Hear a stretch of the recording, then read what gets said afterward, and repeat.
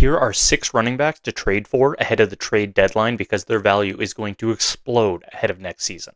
And I've got targets for everyone.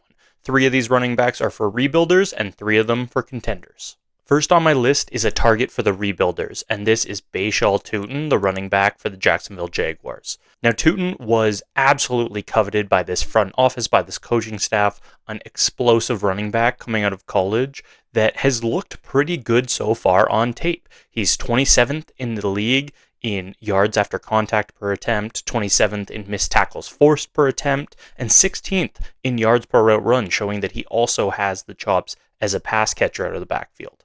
Part of why the Jaguars were willing to trade Tank Bigsby, their backup running back, right after week 1, was that they were very confident that Tuten was capable as a number 2 running back for this team. Now, obviously, Etienne has played ahead of him this season. He's been very good for the Jaguars, but his contract is up at the end of this season, and he'll be looking for a payday and not necessarily with the Jaguars. The Jags just spent a 4th-round pick on Tuten in a very heavy running back draft. That capital means that Etienne could just be a casualty of cap restraints over the offseason. Right now, Tuten's value is a mid to late 2026 second rounder. That is completely great value for someone with the ceiling of Tuten in a Liam Cohen offense that has been absolutely great for running backs. All the Jaguars have to do is not re-sign Etienne, which is probably the most likely scenario, and Tuten's value already goes up into a late first category without him even playing it down next season. Now onto my first target for contenders at the running back position, and that is Breece Hall. Now, I'm not just going to give you guys that are good for the end of the season. I'm not going to give you the Christian McCaffreys or the Derrick Henrys that you can trade that are towards the end of their careers. I'm going to give you someone that can provide over the second half of this season to help you contend and will increase in value into next season.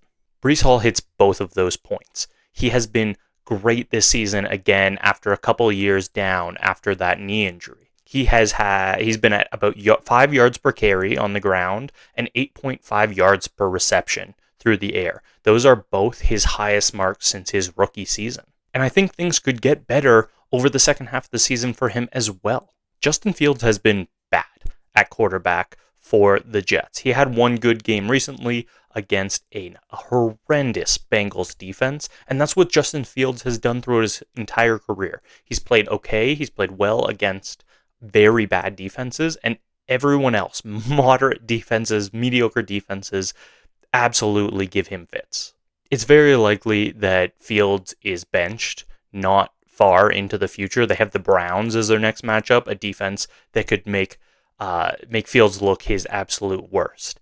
And if they do move to Tyrod Taylor, I don't expect this offense to get all that much better, but I do expect them to focus on the points of their offense that are good, and that is Breece Hall. There's also a lot of talk right now about Breece just getting traded ahead of the trade deadline next week, and if that is the case, then he is in for a better situation. Anywhere is better than the Jets, and he has showed that he is a skilled back, even in a bad situation. If he goes to a better situation, to a good situation, something like the Bears, where he'd be the clear starter, then we're looking at him returning to those top 5 fantasy finishes at the running back position for the rest of the year. And even if Breece does stay on the Jets for the rest of this season, it's a pretty much guarantee that he will be gone after this year. His contract is up. The Jets have no reason to extend him at this point. He will go and find a better team, a team that values him and his role in their offense. Now, we don't have to go very far for my second rebuilder target, and that's Braelon Allen, the backup at the start of the season for Breece Hall, or some expected him to actually take over as the starter. Well, next year, if Breece Hall is gone, then Braelon Allen does become the starter for this team. Now, Allen did suffer a knee injury early in the season. He'll probably miss all or most of this season at least, and isn't going to be in contention for any value for the rest of this season. But that's good for these rebuilding teams that don't want to score more points as this season goes on. Now, currently, Allen is valued below a late second, a late 2027 or 2026 second. That means that if you can get him for any third rounder, even multiple later third rounders, then it is an absolute great idea. Because if he takes over the starting job next year, he instantly becomes an early second round value. Any starting running back in the NFL is going to have that kind of value. So all it takes, again, is for Breece to leave in free agency, which is the most likely scenario, and Braelon Allen is going to skyrocket in value. Now, the Jets have a lot of holes on this team. Addressing the running back position through the draft is probably not high on their priority list, so Braelon Allen seems pretty solid in his position to take over that starting role next year. Now, I said any starting running back is going to be at least an early second in value, and that is the case with 28-year-old fill-in starting running backs. Braelon Allen is 21 years old.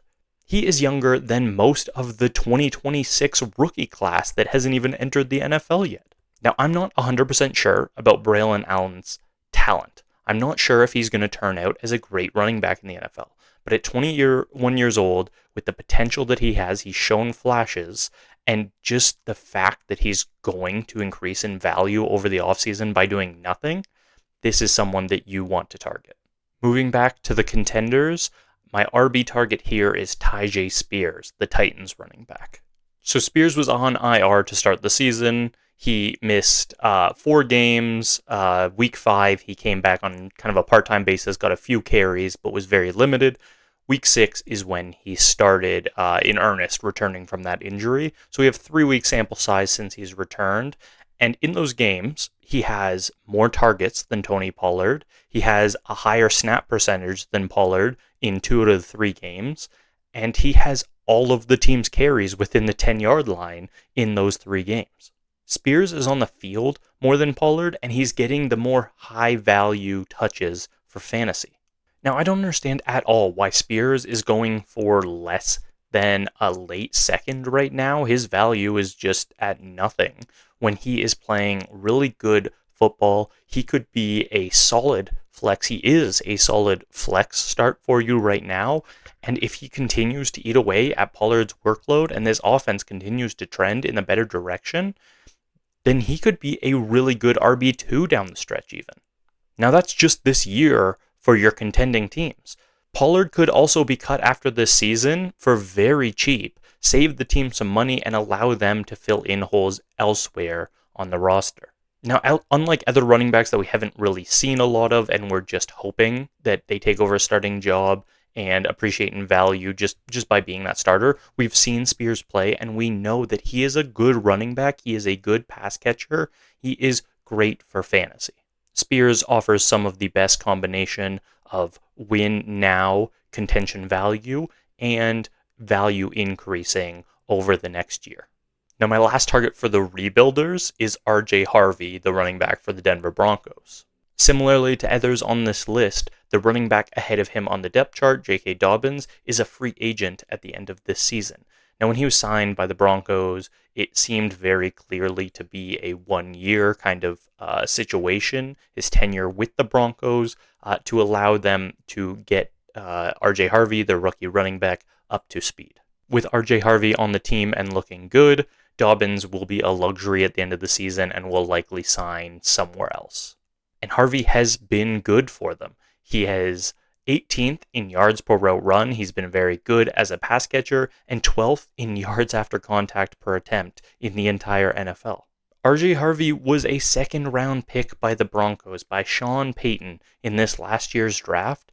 That is the kind of capital at the running back position that you don't use on someone that you're not planning on giving the starting role to eventually. Harvey was going in the first round of a lot of drafts last rookie season, and there is no reason to think that his value has dropped. He's looked really good in the field, and one season of J.K. Dobbins on the team is not interrupting that value. Right now, he's going for less than a first rounder, less than a late first rounder in 2026. He's in between value of a late 2026 first and an early second.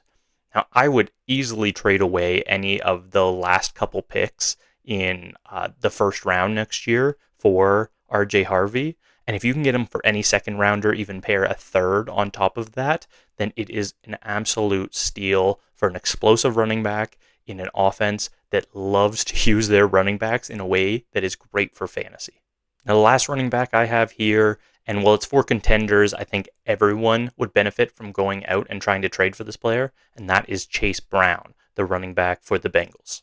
Even going into the season, there was a bit of hesitancy around Brown, later draft capital. People weren't sure if that breakout last year was for real. And I think the early season struggles, as this offense struggled without Joe Burrow, are really going to affirm a lot of those beliefs and a lot of those doubts by managers in the Dynasty community.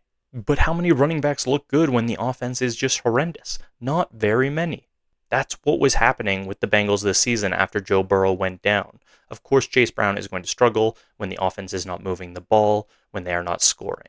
And all it took was Joe Flacco for this offense to get good enough for Chase Brown to be good again.